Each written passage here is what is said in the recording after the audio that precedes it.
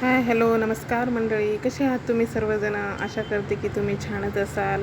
तर मी दुकानात गेली होती, दुपारचे 3-4 वाजले असताना.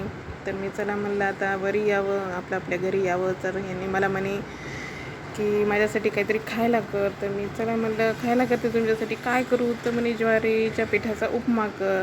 थोडंसं पोट बिघडलं म्हणून चला ठीक आहे म्हटलं. मग चला ज्वारीच्या पिठाचा उपमा करायला घेतले. कांदे वगैरे रेसिपी तयार आहे. कांदे, मिरच्या, कोथिंबीर वगैरे आपल्या साध्या पद्धतीनंच करायचा. तर मी सोप्या पद्धतीनं असा केलेला आहे. तर कसं झालं वगैरे, मी याच्यामध्ये थोडीशी चिमूटभर साखर पण टाकते, कारण साखर टाकल्यावर उपम्याला खूप छान चव येते आणि उपमा खायला पण खूप टेस्टी लागतो बरं का. तुम्हीही टाकून बघा. तुम्ही जर टाकत असाल किंवा नसाल तर मला कमेंटमध्ये सांगा. थोडं चिमूटभर मीठ पण टाकून घ्यायचं याच्यामध्ये. मला जसं लागतं हवं तसं करा. आणि मी याच्यामध्ये उकळलेलं पाणी टाकलेलं आहे.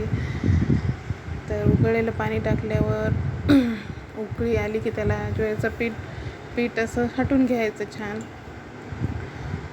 जास्त पातळ पण नाही करायचं, थोडंसं घट्ट मीडियम चावायसारखं असं ठेवायचं. म्हातारी माणसे खातात बघा तसे. तर तशा पद्धतीनं करायचा. तर मी देवपूजा पण छान करून घेतली. आज गुरुवार होता. चला म्हटलं गजानन महाराजाची पोथी वाचायची होती आज. तर मी नित्यसेवा केली त्यांची. अगदी कसं प्रसन्न वाटते असं काही केल्यावर वगैरे. तर मला खूप आवडतं असं करायला. त्याच्यासाठीच मी या व्हिडिओमध्ये सुरुवातीला रांगोळी दाखवली. तर हळदीचं लेपन लावून वगैरे पूजा करते मी तर गुरुवारी वगैरे म्हणा. हे ज्वारीचा उपमा तयार झालेला आहे. त्याला माता यांना खायला द्यायला मी. तर यांची कमेंट पाहणं तर छान आहे.